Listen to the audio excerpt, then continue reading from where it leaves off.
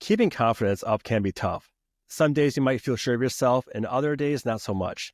The key is to control your thoughts. This week, we'll talk to a guest who will share how he stays confident. We'll get right into it after I hit this music.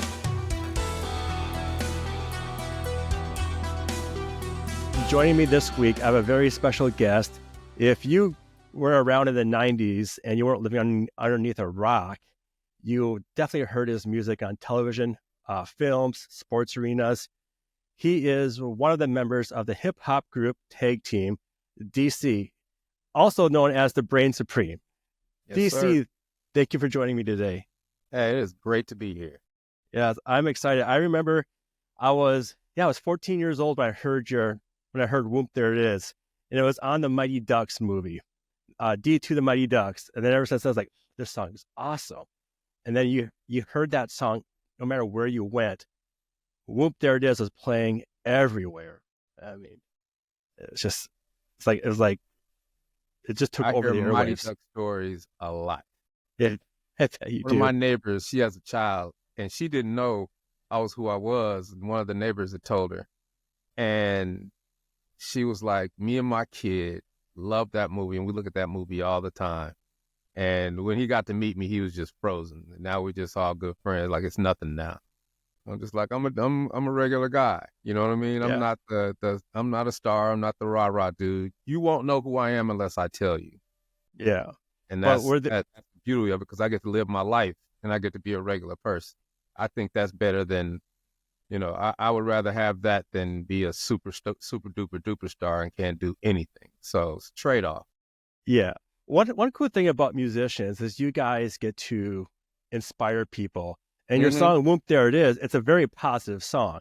It's just about positivity, and you get to bring that to the world. So if you're having a bad day, listen to WHOOMP, There It Is. But you get to inspire people on a daily basis. And stuff that you recorded, has it been 30 years already? 31. 31 years, you still get to inspire people with your work. And that's amazing. It is the greatest gift I could have ever imagined, because I truly bring joy to people.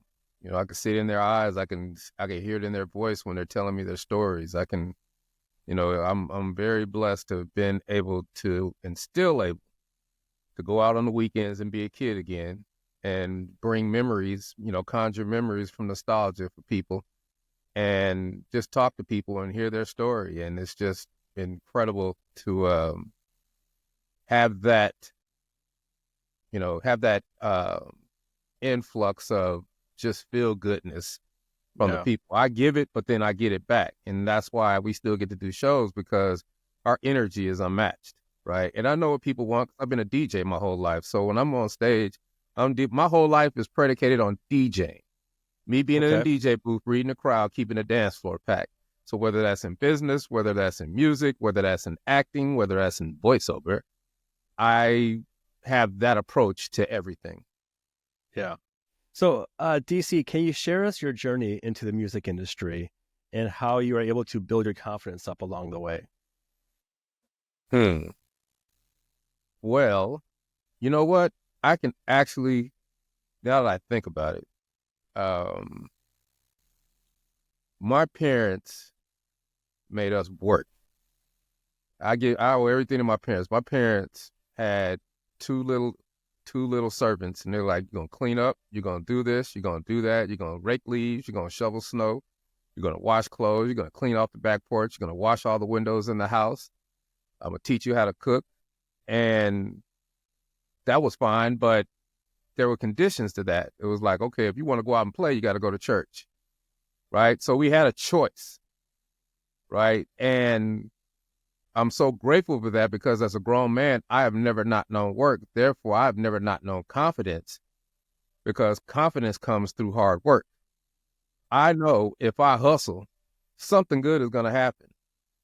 And then at a certain point in life, you get to the point where you don't even think about it. I know that I call it planting seeds.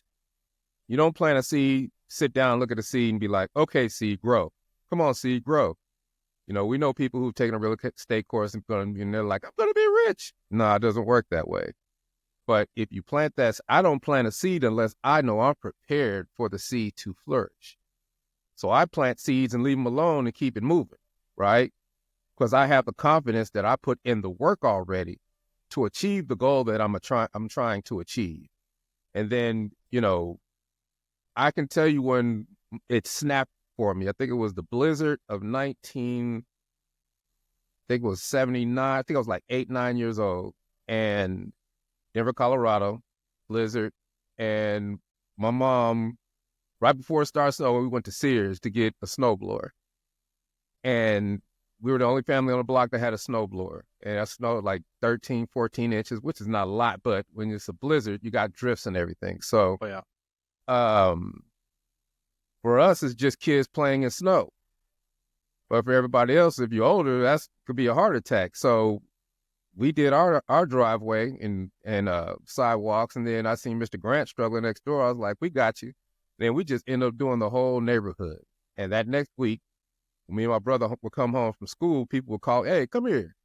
Like, here's $20. I appreciate you doing my sidewalk. You saved me a lot of work. And it was like, ting, ding, ding, ding, ding. Man, my parents only paying me $5 a week for allowance, and they working us 10 times harder. And that's when a hustler was born, right?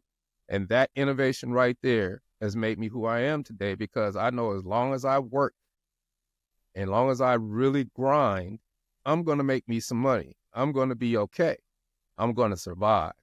So I've never not known work as a grown man. I've had a job. I started out with paper boy. And then I got a job moving,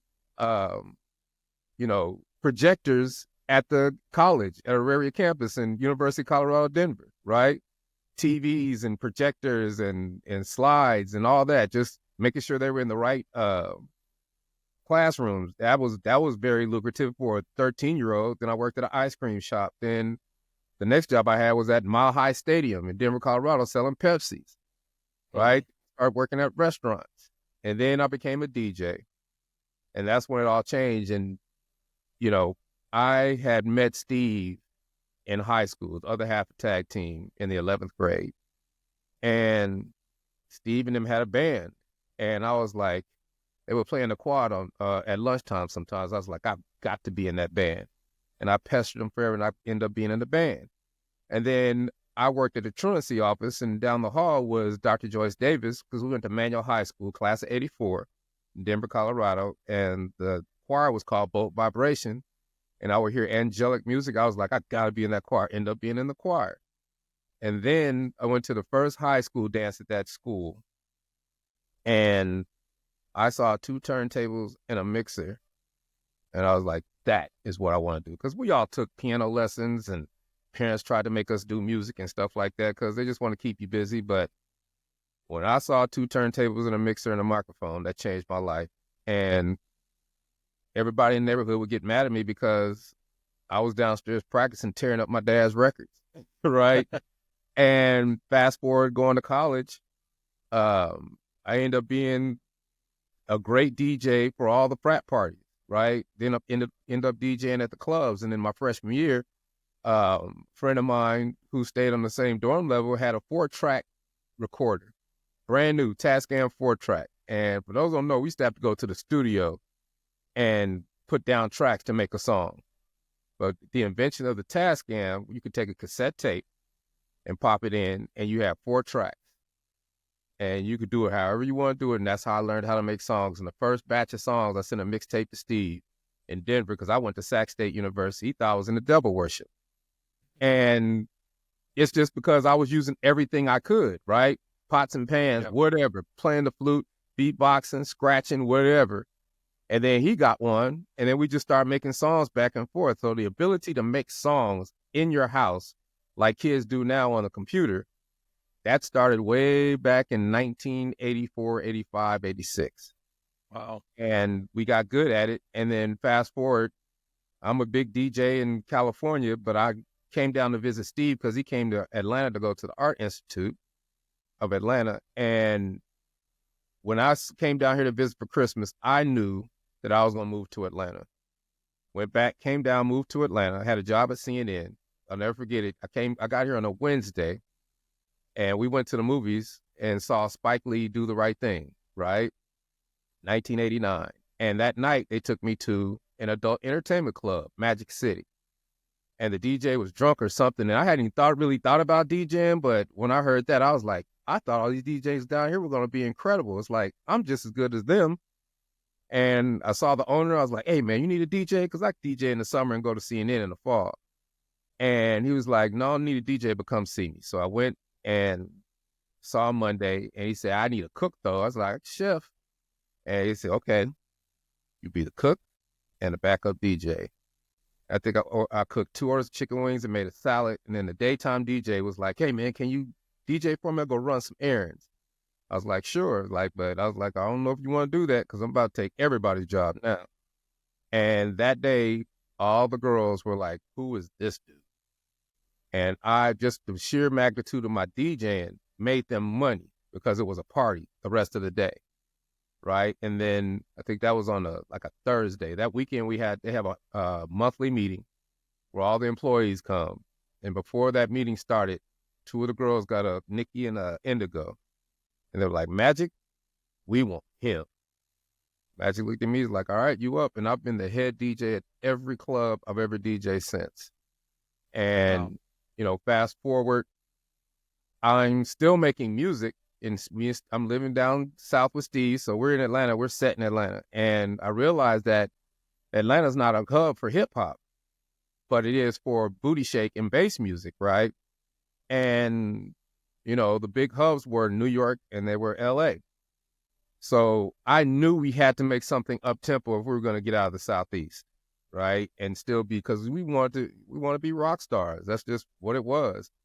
And I have just always been relentless. I've always figured it out. I've always reverse engineered. I've always just don't accept no for an answer. And, there was a saying, a party saying in the clubs, you know what I mean? And it was "Whoomp, there it is." And I told Steve we need to make a beat, and we made the beat. And I had other songs that I could have put on that beat, but "Whoomp, there it is" was just fit. And it was just another song to us, but we went to the studio. It was summer of 92. I popped it in a cassette when I got to work, and to this day, it's the biggest response on any record I've ever played. Like 15 people came to DJ booth like, what the hell is that? And, my hubris took over. I'm like, well, everything I make is going to be the bomb. So that's how I just started making songs like that. And it was cool. But later on in the fall, one of the girls was like, how come you don't play "Whoomp, there it is" no more, Cherry? And I was like, I'll play it for you. Played again. This time, Alan Cole from Columbia Records was in the house. He was like, what is that? It's like, that's my new record. He's like, give me that. Took it to Columbia Records in New York because it was just, New York and LA, but they had satellites all over the country because they had to service record pools, they had to service radio stations, they had to service DJs and anybody who, that's how they kind of spread the record out through the regions, right? So they had a big meeting in New York. He went up there. I'm getting calls from Columbia Records now. Then I go with Epic. I like all the major labels, but they didn't really know what to do with it because we're down south at that time. And I almost gave up. And this beautiful lady who worked at Mercury Records named Lisa McCall was like, you need to talk to Al Bell. And for those who don't know who Al Bell is, Al Bell was at the beginning of soul music. So at the beginning of soul music, there was Philly International, Motown with Berry Gordy, and Stax Records. And the owner was Al Bell. Fast forward 92, he put out, he has another label called Life Records, and he puts out Daisy Dukes by Deuce. And that went gold. So I was like, I can go gold. And I called him, took him about 2 weeks to call me back. And, he's like, how you doing, Mr. Glenn? I was like, hey, man, before we even get started, I have a hit record. It's been tested. You need to sign us. He was like, okay. I was like, man, don't play with me, dude. You haven't even heard the record. And I'll never forget these words. He said, brother, I don't have to hear the record. I hear it in your spirit. Let's agree to agree. Get this thing moving. I was like, cool. I gave my 2 weeks in Magic City, signed a messed up record deal, and in a month and a half, Tag Team was platinum, and the rest is history. Wow. That's amazing. And you mentioned something earlier. You said you only plant seeds if you know if they're going to flourish. How do you know Not know if they're going to flourish. Know that they are going to prepared. Okay. You see what I'm saying? It's preparation. So I don't plant a seed unless I prepare, do my homework first. Gotcha. Right? You got to put in the work first before you even plant the seed, right? You got to know what type of soil you're planting it in. You got to know the conditions. You got to know the seasons. You got to know all these things. You got to know what fertilizer you're going to use before you even put that seed in the ground, right? Yep. So I don't plant a seed unless I know that I'm willing to do the work that it takes to be successful in that seed growing. Gotcha. Now, sometimes it don't grow right away, right? Sometimes there's an incubation period. Sometimes it's like out of sight, out of mind. But 6 months down the road, somebody will be like, you know what? I saw that email. I want to book you guys for 5 corporate events, right? It's like, oh, okay. Because see, the key to it is there is no quid pro quo. You can't do something and say, hey, if this don't happen, if I do this, this better happen. The world don't work like that. Mm-hmm. So once you see, life for me is about subtracting all the toxic things that can hold you back. That quid pro quo is one of the toxic things that can hold you back because now you're always expecting something. And then I realized a long time ago, 3 rules. Nobody owes you anything. Nobody's going to give you anything. And don't nobody care. Once you realize that, your mind is truly open to every possibility, right? Because you're not bogged down with all these preconceived, these preconditions, right? It's like, do the work. If it happens, cool. If not, hey, it's all good. Like, I became an actor in 2017, and I am so glad that I put in the work because now I'm an actor. But what acting taught me is my job is to get rejected. Just because you get rejected doesn't mean that you are less than. You're just not right for that job. Yeah. You're not right for that movie. Why audition for something? And then if you do it and if you keep a good aura about yourself and you're a good sport about it, I might not get this part. They might be like, he's not good for this part because he's 6'2" and she's 5'4". We need somebody shorter. He's too dark. He's too big. He looks like my ex-husband. I can't mess with him, right? Like, you don't know what factors there are, but after you do the audition, it's out of your hands. But if I keep up a good face, he's not good for this, but he might be good for that. I can use him for that. I've gotten a lot of jobs that way because I always ask everybody, what made you pick me? Like, cause we knew you were good for another part, better than this one, right? So you have to do the work, but you can't expect anything. Yeah. Now my job is to get rejected. I applied that to my life. So when I get rejected in things, I realize that I'm just not right for that part, right? Not all the parts, just that part.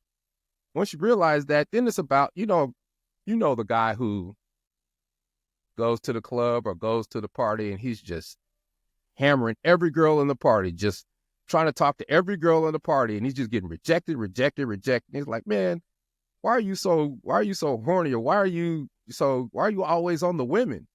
And he's like, because if there's 100 women in the party, I'm going to get 5. All I need is 1. Yeah. It's the law of averages, right? It's the attempts, and you learn from the attempts, right? So these are mechanisms throughout life that you have to reverse them, right? I often say, I thrive in the bizarro world. Now, for people who don't know what the bizarro world is, when we were young, Superman had an arch nemesis who was in a different, what do they call it? I can't think of the word, different orbit, so it was a bad world. In the bizarro, Superman was the bad Superman. In today's terms, it's upside down from like Stranger Things. I thrive. You can't thrive in the upside down, you're in trouble, right? Those are the people who get eaten by the monster.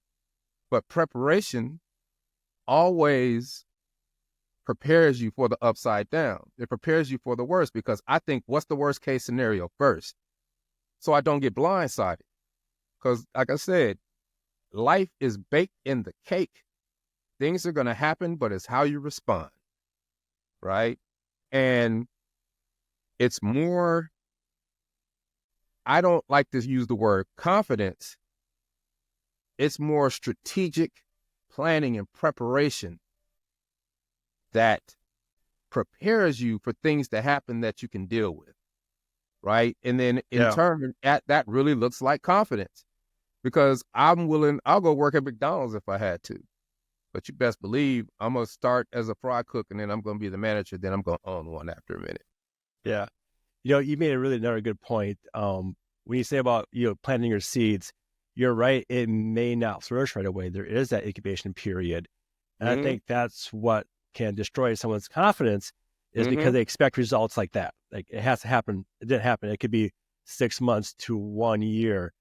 So you got, going back to your timeline, you started DJing in the, was it late 80s? Mm-hmm. And Actually, 90... no, I started DJing in 1982. Okay. Did you have hopes and dreams of being a musician at that time? Was that your goal? I always wanted to be a rock star. Well, actually, I was just DJing, but I was in a band, so we wanted to be rock stars. I mean, like, I found an article the other day at my parents' house where even back then I was hustling. And I remember that we had an article in the paper and telling people what we did, and the type of shows that we were doing. I remember that I would go to these places that had bands, and I'd be like, give us a try. And they would give us a try. So we might have 6 or 7 shows when I would come back for the summer, right? Not knowing what I was doing, just hustling. I used to sell cassette. We'd get some songs done. I'd put them on cassette, sell them in the park. Then I just end up giving them away. Like, you have to preparation, what works, what doesn't work, learn the game. Now, the thing that I learned later in life is that it's not enough to just learn. So, why didn't I learn from a book? Why didn't I go figure out these things back then? Well, youth is wasted on the young, right? And I figured out learning how to learn is so much more fun. It's not enough to learn. You got to learn how to learn. How do I learn this? Well, you can learn through audiobooks. You can learn through AI now. You can learn through YouTube. You can learn through all these different avenues of education. You can learn, like, the things that I do to, like, if I write something and write in AI, then I make it read to me aloud, because if it reads well, it writes well, right? So then while it's reading back to me, I record it. So the person that I'm trying to give it to, I let them hear it first and then give them the copy so they can edit it, right? But if it reads well, it writes well. Then you're hearing how it hits. You're hearing how if somebody was up there and they were speaking in a different voice, what would it be? Would you be bored, or would you be excited? Would you be interested, right? All that comes from all these experiences. All that comes from me doing podcasts every other day. Yeah. You find your voice, right? Because I've done 1,000 podcasts as an expert guest, I'm not a motivational speaker, because you get good at it. You start coming up with, with rapping, I was already good with metaphors and, just different types of lyrics and stuff like that. But now it's about articulation. It's about diction. It's about, am I holding my audience's attention? The DJ, I'm the DJ. Is my dance floor packed right now? I would say yes, because you're listening to me. You're not looking at your watch. You're listening to me. So there are certain mechanisms. This is a confidence booster too, because when you get to that point, outside world don't seem that bad, right? And you just always have, you got to remember, it's not rejection. You're just not right for the part. You can't be right for every part. The world doesn't work like that. You got to remember, you got to put things in the practicality, right? I deal with solutions. I'm not worried about the problems, but the key to doing that is you got to stay out of your emotions. So I could take any emotion: fear, envy, hate, loathing, despair. Sound like Yoda. And I could take these emotions and I don't react. I put them in my pocket, right? If you're having an argument with somebody, I'm not going to argue with you, because I know what I know and I'm listening, but I'm not going to argue with you because you don't know what you're talking about. And I'm going to just let you keep going down that hole of despair, right? Because if I don't know, I'm gonna go find out. And I'm good enough to know that. And the key to doing that is that you have to sequester your pride and kill your ego. Yeah. You gotta sequester your pride and ego. People want to argue because they want to win arguments. But have you truly won if I let you win an argument and what your premise is false or your premise is ignorant, right? I'm not going to argue with you because I'm going to go find out what it is for real by myself. I don't have to convince you that I know what I'm talking about. I can show you I know what I'm talking about. Actions speak, right? So that's how when I learned how to do that, which is about 15 years ago, changed a lot for me. Changed a whole lot for me. And then the biggest key is you cannot let life pass you by. I watch so many people pass away, lose interest in life because they let life pass them by. We're in a different day now. Retirement, I won't retire until I get tired. But I'm not retiring because it's like, oh, you're supposed to retire. No. You get one life. I'm about to ride it till the wheels fall off. I swear, I watched my father. He has a PhD. He was a dean of the University of Colorado, ethnic studies. And I watched that man deteriorate because when computers came out, he's like, I don't need no computer. I got you. I read books. That online stuff is crap. And then 15 years later, well, I want an iPhone. Well, you don't know how to use a computer. You really ain't going to learn how to use an iPhone. Right. And those things are detrimental because now you can't do research on your health. You can't find the information you need to find. At the beginning of the internet, Bill Gates said it better than anybody. He said the future is information. He who has the information first wins. So any technology comes out, I'm on it. Right. Any financial technology. I just vowed that the mistakes that I made in life, I will never make them again because I'm going to educate myself out of it. Yeah. Right? Bad record contract. Okay. I could have became an old bitter rapper. Nope. I am going to figure out what the hell they're talking about because legalese is ugly. But once I started learning what they're talking about, I learned what emotion is. I learned how cases come to trial. I learned what discovery was. I learned all these things. I basically became a paralegal. Same with finance. I'll never let nobody beat me out of money ever again. Well, how do you start? Hey, the year 2000, I would watch CNBC, knew nothing what they were talking about. Year 2002, I knew everything because I studied finance and became a licensed commodities broker, right? And because I like commodities. And then end up knowing about Forex, end up knowing about stocks. But to me, it's all intellectual gambling, and I can't separate the two, so I get emotional about it. So we do have weaknesses, right? But at the same time, there are different ways to invest, and you just fill up all these little buckets a little bit all the time, consistently, which develops discipline. And if you don't see the money, you don't know the money's gone. Yeah. You always feel a little broke, but you're not because you've been growing this money for years, right? And that's the key. You have to get out of your own way and figure things out. And I tell people all the time, there are no mistakes in life. There are no missed opportunities. Because you can correct all of it, right? Yeah. Now, I'm not going to go trial for the Broncos at 58. Of course not, right? But the things that I've always wanted to do now that I couldn't do back in the day, I never thought I would do back in the day, I am now. 1994, I'm sitting in the bowels of Disney because we did a record with Mickey Mouse called WHOOMP, There It Went. And now I'm teaching the voices, the husband and wife team, Mickey Mouse and Minnie Mouse, how to rap. And they're teaching me about voiceover. And I beat myself up for years because I was in tag team mode, like, okay, I'm WHOOP, there it is. Talk to my manager. I'll, whatever. Right? My head wasn't there. Youth is wasted on the young.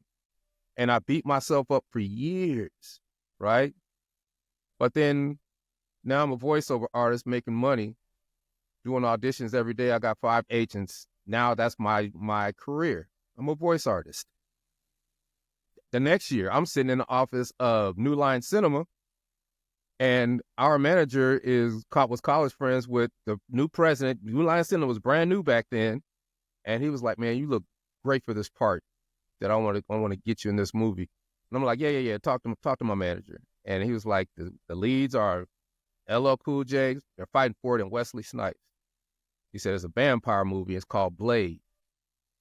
I beat myself up for years because I was there, right?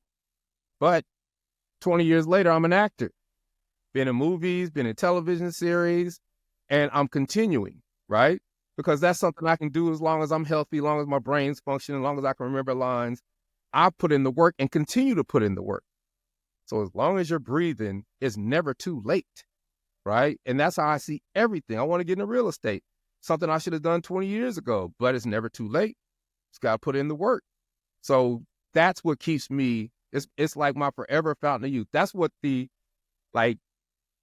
during that whole legal battle, because it was a 20-year legal battle, I had to go back to DJ. So I had to humble myself because I thought I had big money, but I didn't have record company money. So they bled me. I had to learn a hard lesson. So I had to go back and do what I do best, DJ. But I was still doing shows too. So we've always done shows, and in a commercial every year.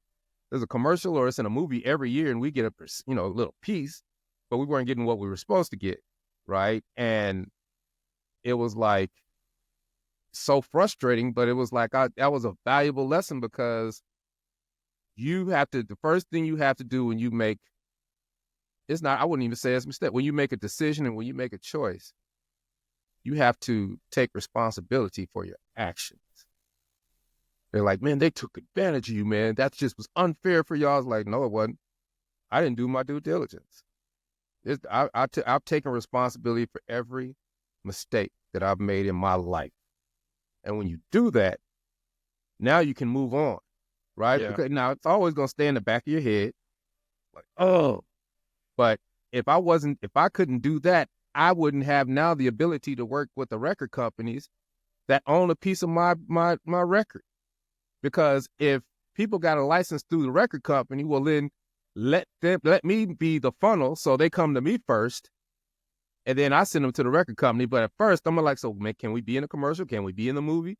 And maybe I could do a voiceover for the movie. Maybe I can do this. I'm squeezing that lemon for me, right? Where it's separate from the record company, and then give it to the record company, and that's basically the Geico commercial. That's basically how a lot of this stuff gets done, right? Because I could tell you, 2011. See, the key is when you see things that aren't right, you have to vow that they will never happen again. 2011, the world thought Barack Obama was in our music video. That was a shot in the arm, because it was like we were on ABC, NBC, CBS, because everybody was trying to find something about him negative. They couldn't find nothing. It was like early on, and they just tried to make a big thing. It was a Gawker article. Remember Gawker? They just always, they're like the Onion now, right? So it's like they did that. And 2 weeks, all we did was press. Stephen Goldberg's show, everything. And at the end of that 2 weeks, I didn't have no money in my pocket. And it pissed me off, because I was like, what am I doing this for? But I realized that I don't have a web presence. Our website ain't right. I don't know SEO. I don't know digital marketing. This is the beginning of social media. I vowed that that'll never happen again. And that's what started my digital marketing career. And I learned it all. And now I'm masterful at all of it, right? I know how to build funnels. I know how to build all these things that can get you in front of the people who can pay you. Something as simple as filling out all your profiles online correctly so people can find you, right? Optimizing everything you do so people can find you, because it is about getting in front of the people who can pay you. And fast forward 2020, we're in the middle of the pandemic. I get a call from my acting agent. DC, you just booked a Geico commercial. Why are you playing with me in the middle of a pandemic? No, DC, tag team. Oh, because I filled out all those profiles right. The Martin agency, who represents Geico, calls my phone. I looked at the message. I was like, wow, they did call. But they went to IMDb, found my acting agent, called my acting agent, and now I don't have to go get lawyers. I don't have to go do anything. I let them make the deal, And that is the biggest, most lucrative deal I've ever made in my life. And it was for me and for us to get that money, right? And that changed everything. But we're in the middle of a pandemic. So I'm like, well, what am I going to do? Well, it's time to work. So I said, what can you do?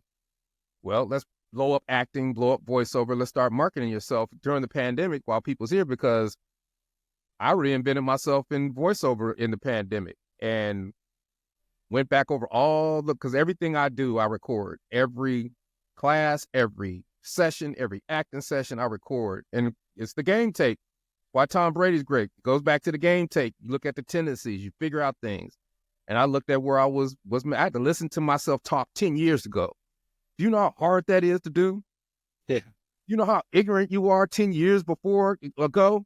It's unbelievable, right? And I reinvented myself on voiceover because that's the only thing I could do during the pandemic. And then all of a sudden I started booking, and because I was the voice. We're all in this together. COVID, right? I'm that voice. And I start booking like crazy. Then here comes the Geico commercial. So I say, I'm going to blow it all up, even though I can't go do shows. We can't go do anything. And that is why I joined organizations. I joined Public Relations Society of America. I'm going to be my own publicist. So it's Super Bowl week. It's that Wednesday. I'm on this podcast, this group podcast, and this 40-year veteran of publicity. And I was like, raise my hand. I say, our press release is still relevant. I know they're relevant. And she's like, well, what's it for? I was like, well, I'm kind of featured in a Geico commercial called Scoop. There it is. And I'm looking at the chat, and it's just like, I love that commercial. My mama loves that commercial. My dog loves that commercial. And it's just like, calm down, everybody. See, here's how I switched it. Now it's about me. And she's like, first of all, I love that commercial. She said, yes, it's going to work. You're going to go here for all the TV shows. You're going to go here for all other publicity. You're going to go here for all the articles. You're going to go here for all, just everything. Podcasts. She gave me the entire breadth of her existence in 10 minutes. And it changed my life forever. And is the reason you and I are talking right now. Because this is publicity.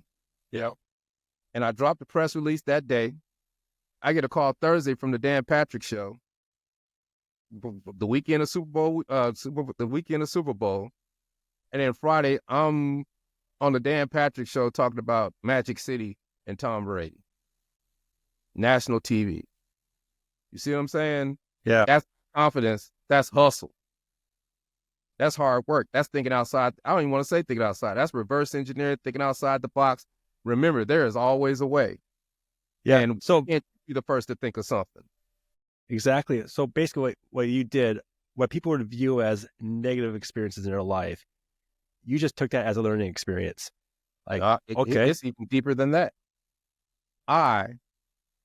This is what you have to learn how to do. You have to learn how to find the positive in the negative. Yes. If you can learn, because that's where the solutions are. You find the positive in the negative, that is your solution for everything. Every situation you're in, what is the positive part about this? Can we dwell on the positive part about this? Because the negative is going to be there, right? It's the 800-pound gorilla in the room. It's there. It's not going anywhere. So you got to offset it with some positive. What is the positive aspect of this? What can I learn from this? How is this going to change me? How can I be changed off this? How can I change people from this experience? You have to find the positive in the negative. And then it's not about positive thinking. It's just about getting out of that space and being productive in a different way. And that's what I do. So I love adversity. I love challenges. I love all of it, right? Because everybody's been bullied. But pretty much everybody gets out of it. You grow up and realize, yeah, I was bullied, but I'm still living and I'm still thriving and I'm a millionaire and it's all good. But people don't realize that the fact that somebody did that to you, now when somebody does it to you as a grown-up, you see it coming before it even hits you. Yeah. You know when somebody's hating on you. You know when somebody's talking about behind you about your back. You know these things. These are instincts that have to be built. This is fight or flight, right?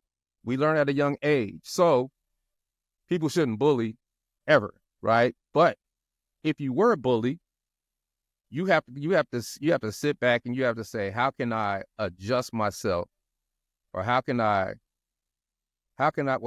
use this to be better, right? How do I move? Do I move differently, right? Do I go a different way? Can I use my mouth? Can I use my mouthpiece? What can I do to alleviate this, right? Everybody has their thing and how they do it. But I know that for me, as a entertainer, I don't wear jewelry. I'm plain as can be, because I don't want to bring attention to myself, because I want to live my life, right? I get to live my life. I get to talk to people and meet people, and they love me for the character, and before they even know who I am. And when they love me for my character already, and they see that I'm a good dude, then the whoomp there it is the icing on the cake. I love it, DC. We're gonna wrap this up here. One thing I want to talk briefly on: do you have any advice for even musicians, actors who feel like they have that imposter syndrome, who are, there's actors who tried out for roles, never got a part yet. Mm-hmm. Should they just maybe, stop? Maybe acting is not for me, because maybe they're just not cut out for an acting job or as a musician job. What's your advice for that? How do you, because I know people like that who are struggling actors out in LA, and they just can't seem to get the job. They give up on themselves too easily. Was one friend of mine starts a podcast. It did hit 30,000 listens in 1 week under 3 months, which is insane. But he just gave up on it. That's like, why? Why do you do that? It's like, what's your advice for those people? Like, how can they have that mindset? Like, okay, I got to keep planting that seed. I'm going to do, let's say for acting, I'm going to keep doing these roles, keep going to those auditions, because going to auditions is planting those seeds. Mm-hmm. And you may get 100 rejections. It doesn't mean you're a bad actor. You haven't found that role, but how do you get that mindset though? Because being told nope over and over again does knock you down a bit. That's your job. You got to understand that is your job. Your job is to get rejected. So if you love your job, which is acting, that is your job, to get rejected. Because all you need is one good role. Just keep doing it. All you need is one. You need somebody to see you and be like, you know what? We're going to put him on this and we're going to put him on that. Next thing you know, you go from making SAG, plus scale, to making $10,000 in a series regular, to making $50,000 in a movie, to making $250,000 in another movie, making $20,000 per episode in a series. You see what I'm saying? Because you kept going, right? Our job is to be rejected. Your job in life is to be rejected. So if you look at it that way, everything else is gravy. Yeah. Right? So it's less stressful. Less stressful too. Less stressful. It's all easier said than done. Yeah. But just like with working out, you gotta work that muscle. And you gotta work your negative, you gotta work your confidence muscle. You gotta work all those muscles. And you have to come up with tactics, and you gotta come up with tricks that work your brain to give you the mindset that you need to have to just survive through these things, right? That's what it's all about. It's about getting to the next audition. Like, I was getting 5-6 auditions a week, and then I kind of thought I was the bomb and thought I was always going to get auditions. So it's like, I ain't got to do this audition. One of the biggest casting directors was like, we're not sending him no more auditions. Now there was a reason for that, because it was during the COVID. We were coming out of it and everything, but it scared me because, dude, what are you doing? Do you know how people would break their leg to have 5 auditions in a week? You're not doing an audition, so you're just throwing away a chance to be in a movie? What? And it hurt me, right? But okay, it's my responsibility. I take the hit for it. Now I got to start all over again, right? Now I don't really have to start over again, but I have to start over again. I have to let people know that they can trust me and they can believe in me and they can depend on me to do what I need to do. So now when I get an audition, it changed how I do auditions. I go, it depends on who you are too. Every time I get an audition, I go get a coach. I don't even do the audition by myself. I get a coach because I want the best opportunity and the best chance to do it. Right now, if I got to pay $60 to do it, cool. But I'm learning from these different actors, right? All actors, especially. There's a site called We Audition. We Audition.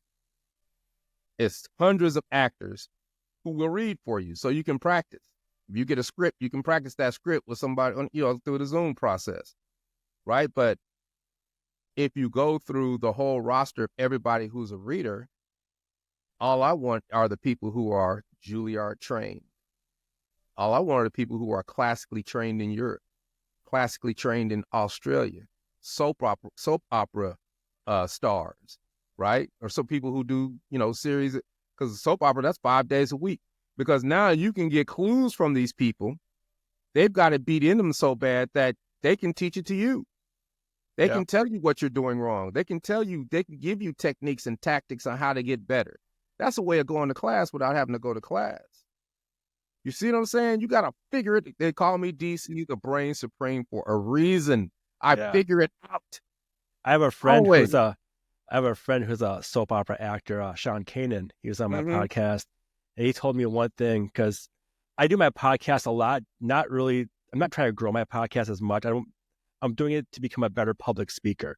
Yes. And one day he goes, Tim, you need to add more pauses when you speak. I was like, oh, like these simple tips I didn't think about, but like pauses, you want to be a good public. If you really want people to hear what you're saying, lower your voice and talk with intent. Yeah. Right. Like I'm bombastic, but learning voiceover, I couldn't be like I am on stage. I had to learn how to take it slow and drop it down. And this is what made me better at acting. I'll never forget it. Natalia Livingston, my acting coach. We're doing a scene. I'm right next to this person, and I'm saying my lines like this, and because I'm happy to be acting. And she's like, DC, why are you so loud? And I was like, well, I'm trying. And she was like, first of all, if you're on set, you're going to have a microphone in so you can whisper. That changed my acting forever, because now I can talk like this and I still come across just as good, just as any emotion I want to come across with, I can do it by whisper, right? And it picks up like that. So if you really look at television shows, especially like crime dramas, they're all talking like this. They're all talking like this, and the body is such and such, this, it was this degrees, and boom, boom, boom, and blah, blah, blah. But they're articulate and they're talking. So you have all those fluctuations when you're public speaking. You really can do things. So it's more of a paintbrush on how you want to talk, right? So I know when I talk to people and I do public speaking, I know how to use my voice in a way. You've heard it today, right? Everybody that listens to this will be engaged, because I'm going to say something that's like, oh, I didn't think of it that way. Oh, I didn't think of it that way. But then it's not necessarily what you say, it's how you say it too sometimes, right? And that is the key to doing it. So like, everybody's like, are you getting paid to do those things? No. Why are you doing it? Because I'm killing 14 birds with one stone, right? I'm practicing articulation, diction, all those things. I can use this. I'm going to send you a series of instructions so I can have a link. So now I will be found. If you type in DC Glenn, my name, you're going to see a bunch of podcasts, right? Like, it's for SEO, it's for placement, and, I'm building links to my website, because every time if you put my name on 10 platforms, Apple, all the other ones, right? That's 10 links that go back to your website, because you got DC Glenn in the name, right? Those are the things, those little things, those behind the scene things are the things that help you get in front of the people who can pay you, right? And the key to it all is, I tell people, join an organization, because organizations are filled with people who've been masterful at their careers for 10, 20, 30, 40 years. They can't wait to help you, because they're all in an organization that they love. So there's no hate in that organization. There's no competition, because they're already successful. They're trying to help people in that organization to come up. right? So anything you want to, I'm a part of 30 different organizations because when I want to learn something fast, I join an organization because what better way is it to learn something than to have somebody who's been doing it for 40 years say, look here, young boy, this is how I did it. All I need to know is how you did it. So I'm letting you tell your big fish story. But at the same time, I'm listening. I'm like, oh, okay, he did that. All right, cool. Okay, don't do that. Okay, all right, cool. And I'm a little different because when I go to a convention, I put on a big "Whoomp There It Is" T-shirt, and now I'm walking around with a "Whoomp There It Is" T-shirt, and nobody still knows who I am. They're like, I like that shirt, and then I sit up in a high traffic area, and when people come out of all their classes and stuff like that, all the workshops and stuff, they stop at the table or stop where I'm at, and fix their water bottle or whatever, and I just like say, so what do you do? And I just start conversations with people. And then I end up befriending so many people. And then the last thing is, well, what do you do? And I was like, well, back in the day, I made a song called "Whoomp There It Is" in the 90s. And I'm here trying to do this, that, and get the resources so I could start, a series of laundromats. And they're like, no. And then they really want to help, right? And then, when you're just starting, there's going to be 5 organizations. So you call each one and you say, why should I join your organization? They give you money to join your organization. They're going to be like, cuz we can do this and that and this and that. And what they don't realize is while they're pitching you, they're teaching you. Yeah. It's all about how you gain access to the information that can help you come up. And when you have all these techniques to be able to do that, that instills confidence, that instills fearlessness. There's nothing on this earth that you can't do. That's how I see it. And I invite everybody to start really thinking differently about how they see this life that they've been gifted with. I love it, DC. No for an answer. Be relentless. I love it because I have it ain't people nothing ask. Work. Yeah, it is nothing but work. I had people in my own family ask me, Tim, why do you keep doing podcasts? You don't make no money off of it. Because it helps me become better at speaking to people. Yes. I want to become a better public speaker. I want to go out and do seminars on anti-bullying, improve kids' lives, work with parents. But in order to do that, I need to become a better speaker. And podcasting because they got to trust you. Easiest way to do it. Yes. Yeah, it's the easiest way to do it. You get to do it every day, and you get better at it. You start coming up with little analogies. You start coming up with, like, there's so many times I've been to podcasts, and I say some stuff that's so cold-blooded, and I'll be like, you know what? I got to be honest. I just thought of that. Right? It happens all the time. Yep. And now that's in my repertoire of things that make sense, that move people, right? Like with social media. I can tell you this one, my social media, social media is about attention. Everybody wants attention. That's the worst of it, right? Yeah. And I'm like, I don't do it for that. I do it for optimization. Because I don't need 100,000 people to like me. I just need 100 people to pay me. Yeah, exactly. DC, I love it. If people want to follow you, how can they do that? Just type in DC Glenn and you'll find everything. That's optimization, SEO. The ability to be found. Just type in my name and you'll find me. I'm not hard to find. Well, DC, thank you so much for coming on my podcast today. You're very enlightening. I love hearing your story of your ups and downs in lives, how you learned from it. Whatever your mind was set to, you accomplished it by hard work and hustle, and that builds confidence. And I think that's really good to hear. People need to hear that stuff because people expect results instantly, but no, it takes work. It takes work. Whether you're a kid, if you want to be confident, you got to brush your hair. You got to brush your teeth. You got to wear clean clothes. Don't wear the clothes you wore yesterday. It takes work. And I love that you just, even said that today. It takes work. It's hustle. The hustle. In order to have confidence. I love it. All about the hustle. Hey, man, I appreciate you letting me come on here and run my mouth because I learn more from running my mouth. I appreciate that opportunity. So you have a good rest of your day. And to all your listeners, peace. Whoomp. There it is.